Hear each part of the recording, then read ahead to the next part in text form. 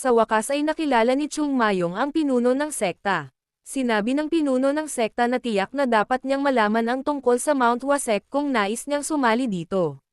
Sumagot si Chung Mayong na tama siya. Naniniwala si Chung Mayong na hindi siya papasukin ng pinuno ng sect ng napakadali, ngunit mayroon siyang buong senaryo na inihanda kasama niya. Kailangan lang niyang gamitin ang pangalan ni Chung Jin, na nawala sa gitna ng digmaan. Ito ang kanyang naisip. Sasabihin niya na nahulog si Chung Jin sa bangin at natagpuan siya ng isang nagdaraan na magtutroso at ginamo ang kanyang mga sugat, bagaman hindi agad nakagalaw si Chung Jin dahil sa malalalim niyang sugat. Upang pasalamatan ang magtutroso, tinuruan siya ni Chung Jin ng martial arts techniques ng Mount Wasek at itinuring siyang alagad niya, at siya si Chung Mayong, ay ang inapo ng magtutresong iyon. Napangiti si Chung Mayong na iniisip ang kanyang matalinong plano. Ang pinakamagandang bagay tungkol sa senaryo na ito ay na maaari niyang itakda ang kanyang sariling posisyon sa sect. Kung ang magtutroso ay kanyang lolo, ang posisyon ni Chung ay teknikal na nasa parehong antas ng pinuno ng sect. Sa tingin niya ito ay isang kamangha-manghang senaryo, kung siya mismo ang nagsabi nito. Kung tutuusin, walang dahilan na hindi siya dapat nasa mas mataas na posisyon kaysa sa mga kabataan. Ngayon, gusto lang niyang tanggihan siya ng pinuno ng sekta o tanungin siya ng dahilan. Ngunit taliwas sa kanyang hangarin, inaprubahan ng pinuno ng sect ang kanyang pagpasok sa sect. Hindi iyon inaasahan ni Chung Mayong, at nagulat siya nang marinig na sinabi ng pinuno ng sect na kung gusto ni Chung Mayong na sumali sa sect, hayaan niya itong gawin ang gusto niya. Nagulat, binanggit ni Anim na naisip niyang sinabi ng pinuno ng sect na hindi na siya tatanggap ng anumang mga entry sa sect. Umiling ang sect leader at sumagot na nagbago ang isip niya. Sinabi niya na marahil ito ang kapalaran ni Chung. Nagulat pa rin, naisip ni Kang na ang pinuno ng sect ay kailangang magpakita ng higit na hinala sa mga estranghero bago niya tanggapin ang mga ito sa sect. Sinabi ng pinuno ng sect na anuman ang dahilan ng batang ito ay hinanap niya ang Mount Wasek. Idinagdag niya na hindi nila itinataboy ang isang ibon na dumating sa mga ambi upang maiwasan ang pagulan, at namimigay sila ng pagkain sa mga hayop na naghahanap ng pagkain sa taglamig. Kaya walang paraan na maitatanggi nila ang isang bata na naghahangad na makapasok sa sekta ng napakadesperadong. Inutusan niya si Anggam na bigyan ang batang ito ng isang lugar na matutuluyan at maghanda para sa seremonya ng pagpasok.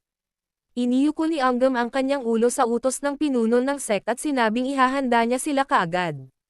Nagalit si Chung Mayong dahil sa ganitong paraan bumagsak ang kanyang posisyon. Nakasuot ng uniforme si Chang. Hinawakan niya ang tela at sinabing hindi niya akalaing magsusuot siya ng pangatlong ranggo na damit ng disipulo. Napabuntong hininga siya, iniisip kung ano ang nangyayari sa kanyang buhay. Ngunit pagkatapos ay nakalimutan niya iyon at nagtataka kung ano ang lugar na iyon. Sa palagay niya ay naaalala niya ang lugar na ito na ginagamit bilang isang silid ng panauhin. Aniya, kakaibang isipin na ito ay pansamantalang tirahan ng mga nakatakdang pumasok sa sekta. Lumabas siya ng kwarto para tingnan ang sitwasyon. Naaalala niya na ang Mount Wasek ay orihinal na walang pribadong boarding room. Ang mga bagong sali sa sect ay agad na bumuo ng bonding contract sa kanilang guro at manatili sa mga silid ng kanilang guro. Tinitingnan niya ang iba pang mga silid at iniisip na may mga taong nananatili sa mga silid na ito. Habang binubuksan niya ang pinto ng isang silid para tingnan ang loob, may nagtanong sa kanya mula sa likuran kung sino siya. Biglang isinara ni Chung Mayong ang pinto.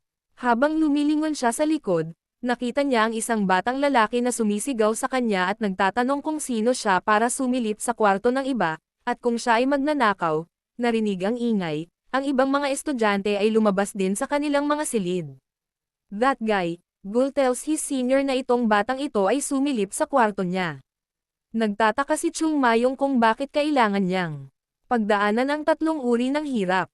Biglang dumating doon ang dakilang Sasuke at nagtanong kung bakit sila lahat ay nagtitipon doon. Sumisigaw siya na oras pa para sa pagsasanay, ngunit sila ay nagdudulot ng gulo sa boarding house. Lahat sila ay yumoko sa harap niya at humingi ng paumanhin sa gulo. Tinanong niya si Chung Mayong kung sino siya. Sinasabi lang ni Chung Mayong ang kanyang pangalan sa sagot, sabi ni Sasuke na dapat ay siya ang bagong dating sa puting Plum Blossom boarding house.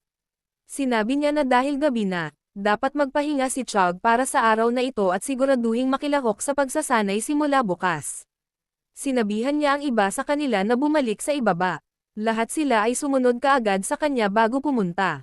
Tumingin si Gul sa kanya at sinabihan si Chung Mayong na haharapin niya siya mamaya, at sisiguraduhin niyang tuturuan siya ng leksyon habang nakatayo doon mag-isa. Sinabi ni Chung Mayong na sila ang kanyang cute na maliliit na kahalili ng Mount Wasek, kaya't sisiguraduhin niyang upang bigyan sila ng tamang atensyon, bagaman ang kanyang uri na airing medyo iba ang atensyon sa iba. Sa gabi, kapag bumalik ang mga estudyante, hiniling ni Gul kay Chog na habarin sila.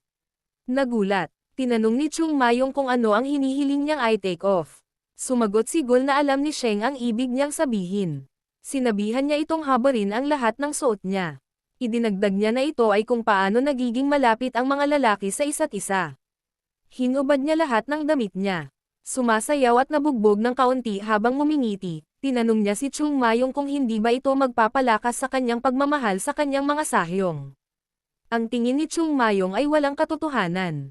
Straight face, may isa lang daw siyang itatanong, maintaining the same tone, tinanong niya kung nasaan ang boarding house advisor na si Anggam. Sumagot si Gul na hindi nagsasanay ang tagapayo sa hapon, naiirita siya sa patuloy na pag-uusap at sinabing nagbago na ang kanyang isip. Magsisimula daw sila sa kaunting pambubugbog. Sinabihan siya ni Chung Mayong na ibaluktot ang kanyang mga kalamnan sa leeg. Nang si Gul ay abala sa pagpoproseso ng kanyang sinasabi, sinuntok siya ni Chung Mayong sa kanyang mukha nang napakalakas na siya ay lumipad at ang kanyang ulo ay naipit sa bubong. Lahat ng ibang estudyante ay namangha nang makita ang kapangyarihan ni Chung. Ngumisi si Chung Mayong at ipinaalala sa kanila na pinag-uusapan nila ang tungkol sa pagbugbog sa mga senior na estudyante na natakot at nagsimulang sumigaw sa takot. Pagkatapos nito, lahat ng mga estudyante ay yumuko sa harap niya. Sinabihan ni Chung Mayong si Yunjong na maglagay ng kaunting pagsisikap sa mensahe. Sinabi niya na binibigyan niya siya ng espesyal na pagtrato dahil siya ang dakilang si Hyen. Sumasagot siya na gagawin niya ang lahat. Tapos tinawagan ni Chung Mayong si Gul. Napailing siya nang marinig ang pangalan niya. Sinabi sa kanya ni Chang na hindi siya sasaktan at inutusan siyang lumapit sa kanya. Sinabi niya sa kanya na hindi pa rin siya sanay sa sitwasyon sa Mount Wasek.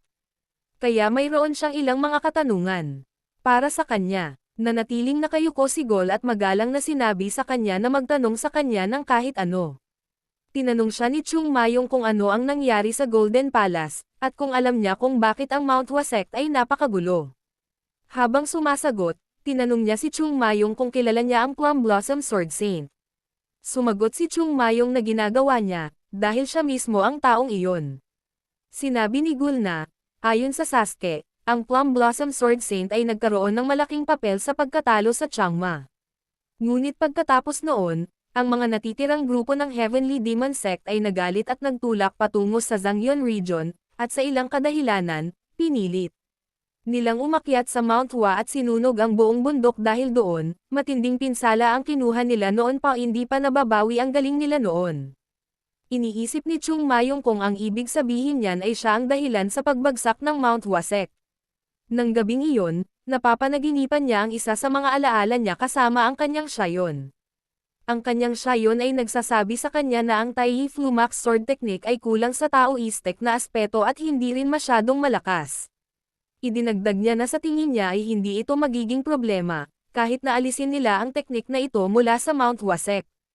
At tinanong si Chung Mayong tungkol sa kanyang mga saloobin sa bagay na ito, si Chung, na abala sa pagkain, ay sumagot na tiyak na hindi ito isang sword technique na maaaring magamit ng mabuti. Sabi niya, dapat daw ay itapon na lang nila ito. Sabi ni Chang, medyo magulo dahil naiwan ito ng kanilang mga ninuno. Sinabi ni Chung Mayong na upang maiwasan ang mga bata na magkaroon ng interes dito, dapat nilang alisin ito sa silid-aklatan. Sabi ni Chang, mukhang magandang ideya iyon, at gagawin nila ang sinabi niya. Natuwa si Chung Mayong sa narinig. After a pause, sinabi sa kanya ni Sahyong na hindi siya tumawag dito ngayon para lang pag-usapan ang isyo na iyon. Nagtataka si Chung Mayong kung ano ang kanyang sasabihin. Sinabi ni Sahyong na sa palagay niya ay oras na para siya mismo ang kumuha ng ilang mga disipulo. Tinanong niya ito kung paano niya dapat ituro ang kanyang mga alagad. Nagulat si Chung Mayong at nakalimutan niyang kainin ang cookie sa kanyang kamay. Pagkatapos ay crush niya ang cookie na iyon at sinabing walang dapat isipin. Natarante si Sahyong nang marinig ang sagot niya. Excited. Sabi ni Chung Mayong, papaluan na lang daw muna niya. Si Chung Mayong ay natutulog sa kanyang silid. Iminulat niya ang kanyang mga mata nang may pumasok sa kanyang silid at tumawag sa kanyang pangalan. Sinabihan niya ang lalaking iyon na huwag makipag-usap sa kanya. Kaya formal, sinabi sa kanya ng lalaki na tinawag siya ng tagapayo ng boarding house na si Anggam sa some training grounds. Sinabi ni Anggam na si Chung Mayong ay sasali sa pagsasanay simula ngayong araw. Isang instructor ang nagtuturo ng sword technique sa mga estudyante. Dumating doon si Chung Mayong kasama si Anggam at hindi natutuwang makita ang pagsasanay. Tinanong niya si Anggam kung anong uri ng sword technique ang nakangiti. Sumagot si Anggam na ang sword technique na kasalukuyang sinasanay ng kanyang mga sahyong ay tinatawag na equilibrium sword technique.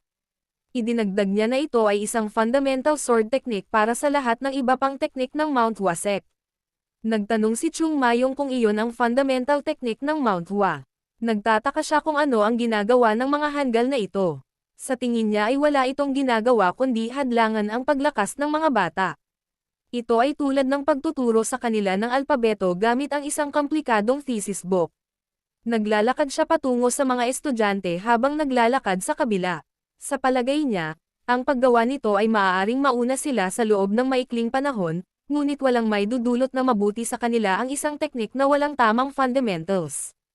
Sa palagay niya, kung ang mga instructor ay gumagawa ng ganitong paraan, kailangan nilang subukang turuan sila ng maayos. Lahat ng estudyante ay nakatingin sa kanya kapag dumaan siya sa kanila. Huminto si Chung Mayong sa isang punto at tumangala sa langit. Iniisip niya na ang malinaw at walang ulap na kalangitan na ito ay tulad ng kawalan ng kinabukasan ng Mount Hua sect. Ni hindi niya alam kung saan magsisimula. Tinawag niya ang isang estudyante sa tabi niya at nagtanong, ano pa ang natutunan nila dito, maliban sa teknik na ito. Sumagot siya na, pagkatapos malaman ang equilibrium sword technique, natutunan nila ang sword technique ng 7 pantas. Pagkatapos nito, nagtapos sila sa Plum Blossom House at natutunan ang Lesser King sword technique. Matapos matutunan ang lahat, natutunan nila ang sagradong teknik ng Mount Hua sect, ang Tai Flamax sword technique. Nakakabigla iyon para sa kanya, dahil sa kanyang nakaraang buhay, napagkasundoan nilang tapusin ang teknik na iyon, at natututo pa rin ang mga estudyante ng teknik na iyon. Sumigaw siya, bakit hindi natututunan ng mga retards na iyon ang 24 na movement, Plum Blossom Sword Technique? Nang marinig ang ingay, tinanong ng instructor kung sino ang nagdaldal at inutusan silang pumunta kaagad dito sa gabing iyon, pumunta si Chung Mayong kay Gul at tinawagan siya. Si Gul ay natatakot pa rin sa kanya at nanginginig kapag nakikita siya. Sinabi ni Chung Mayong na kailangan niya ng pabor mula sa kanya. Hiniling niya kay Gul na sabihin sa lahat na magtipon sa harap ng puting Plum Blossom boarding house sa 5 bukas ng umaga. Hinihiling din niya sa kanya na ihanda ang mga bagay na sasabihin niya sa kanya pagkatapos malaman ang tungkol doon. Naguguluhan na tinanong siya ni Gul kung talagang gusto niyang ihanda niya ang mga bagay na iyon na tumatawa. Nagtatanong si Chung Mayong kung sa tingin niya ay hindi niya magagawa ito. Sumagot si Gul na maaari niyang ipaubaya ito sa kanya. Sinabi ni Chung Mayong na gusto niya ang kanyang sigasig. Pagkatapos ay sinabi niya sa kanya na umalis habang nakatayo doon, si Chung Mayong ay nagsasalita sa sarili at sinabi na sa kasalukuyan ay nasa Mount Hua sect, wala silang yaman, teknik o talento tulad nito, hindi nakakagulat na ang sect ay bumagsak sa isang gabi. Sa tatlo, ang isang bagay na maaari niyang kontrolin ay talento. Ang kasalukuyang mga disipulo sa 3 klase ay hindi mukhang napakatalino, ngunit ang 1,000 milyang paglalakbay ay nagsisimula sa isang hakbang. Sinabi niya na ang pagpapalaki sa mga walang talentong sahyong na ito ang magiging unang hakbang niya.